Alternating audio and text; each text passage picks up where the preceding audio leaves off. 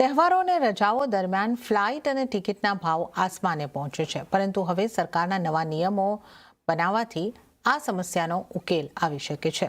સરકારે સુપ્રીમ કોર્ટને આ અંગે માહિતી આપી છે. વધુ વિગતો લઈએ સહયોગી કરણ નેઘાંદી પાસેથી. કરણ આપણી સાથે જોડાઈ ગયા છે.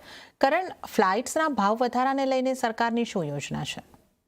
જી, તો જ્યારે પણ તહેવારનો સમય આવે કે પીક સિઝન આવે ત્યારે આપણે જોઈએ છીએ કે ખાસ કરીને ફ્લાઇટનો ભાવ છે તે ખૂબ જ વધી જતો હોય છે.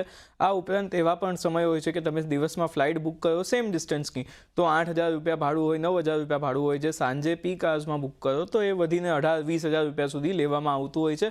હવે આ જે પ્રાઇઝને લઈને ડિસરપ્શન છે તેને લઈને એક અરજી સુપ્રીમ કોર્ટમાં દાખલ કરવામાં આવી છે અને ત્યારબાદ સોલિસિટર જનરલ જે છે તુષાર મહેતા તે આ કેસની સુનાવણીમાં હાજર રહ્યા હતા અને આગામી આ કેસની સુનાવણી જે છે તે 13 જુલાઈએ થવાની છે અને ત્યાં ક્યાંક ને ક્યાંક એક મોટો નિર્ણય જે છે તે આપણને આ બાબતે આવી શકે છે.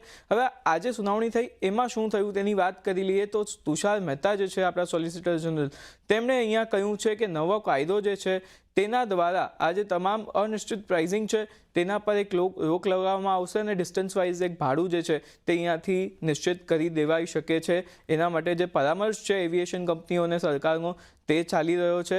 સાથે જ અહીંયાથી સુપ્રીમ કોર્ટે પણ એ સખતપણે કહ્યું છે કે જે ગ્રાહકો છે, જે ટ્રાવેલર્સ છે તેમને અહીંયાથી રાહત આપવામાં આવે અને જે ભાવમાં ફરક આવે છે તે ન આવવો જોઈએ.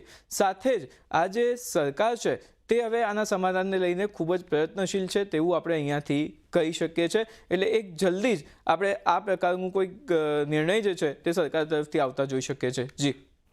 જી કરણ, આ સમગ્ર જાણકારી આપવા બદલ આપનો આભાર.